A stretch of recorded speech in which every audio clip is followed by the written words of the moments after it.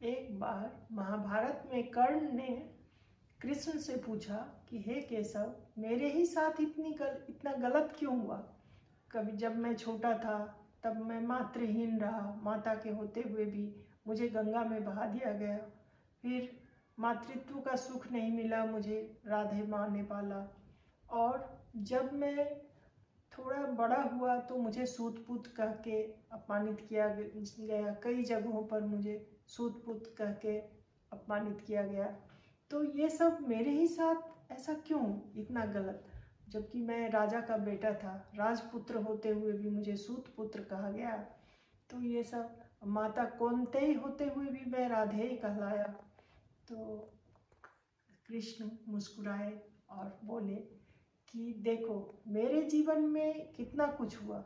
मेरा जीवन जन्म कारागार में हुआ, फिर वहाँ से मुझे माता पिता से अलग कहीं दूर ले जाया गया। फिर माता पिता तो वहीं छूट गए। उसके बाद फिर मैं जब मथुरा, गोकुल सब छूटा मुझसे। जो जो मुझे प्रिय थे सब छूटे। गोपियाँ छूटी, राधा छूटी, और सब धीरे धीरे मुझसे छूटते चले गए।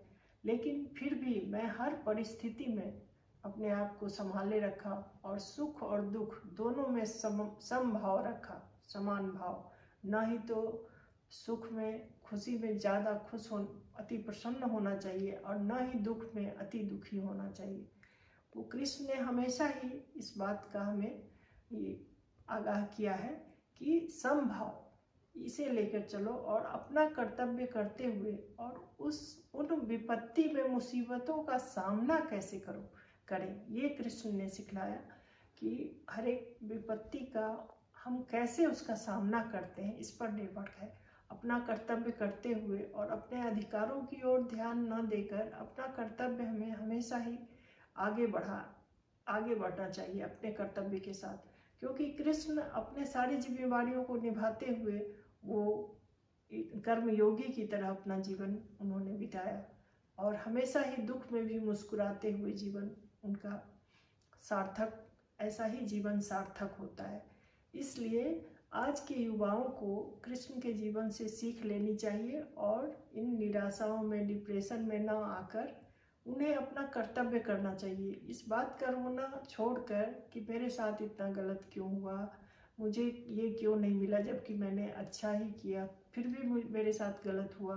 तो ये सब चिंताएं छोड़कर उन्हें अपना कर्तव्य करना चाहिए और कृष्ण की तरह कर्मयोगी बनकर इस दुनिया सब कुछ सार्थक, खुद ब खुद सब सार्थक हो जाएगा। जीवन की जब सार्थकता आ जाएगी तो सब कुछ खुद ब खुद मिल जाएगा।